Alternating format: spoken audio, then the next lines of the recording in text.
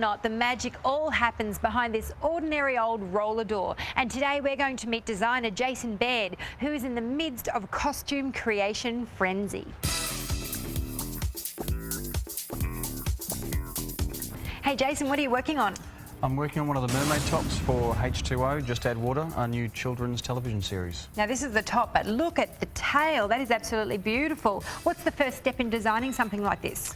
The first step in designing mermaids is the sketch phase, where we sit down with the director and producers and talk about the look and what they want. And from there we move into the body casting phase.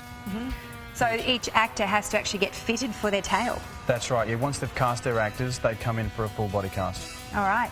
What kind of materials do you use for something like this? The materials we've used are neoprene, which is like wetsuit material, silicone, foam, and a flexible nylon fabric.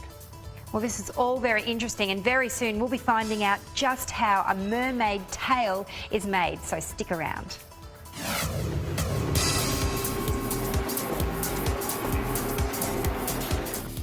Welcome back. Today we're following the costume making process from go to woe, and we're looking at mermaid tails. Now, of course, Jason, we've got the beautiful body cast, the fiberglass here. Yes. How does it all fit together and how does it fit into the tail? Okay. Once we have our fiberglass body cast, we start with our neoprene undersuit. Fits really well. Looks like a glove. Yep. From here, and that's all inside this section, from there we have a rod that attaches a foot plate to this flexible rod, down to this flexible nylon section, which is cast inside our silicone, which allows for a flexible movement to help the girl swim. Like you'd think a real mermaid would swim in the water. Absolutely.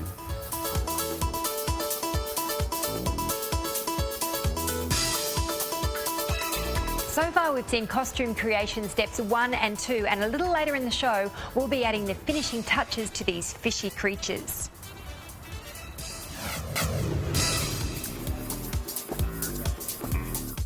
Well, our mermaid tail costume is almost complete. There are just a few more final touches to be added. Jason, what's left to do? What's left to do now is the final scaling, and then that gets another detailed layer on top of that, and then a final airbrushing. Are these all handmade, these scales? Yeah, the scales are all vac formed out of a very thin plastic, and then each one is stamped and trimmed and then laid on individually. So it takes about 2 full days for 2 people to scale an entire mermaid tail, and from there we do a final paint job. And how many tails have you made altogether? We made 5 tails all up, and so we've got 1 tail for each girl, a stunt tail for any sort of extreme stunt work, and then a floppy tail, which is for like hanging out of a bathtub or in a sleeping bag or stuff like that.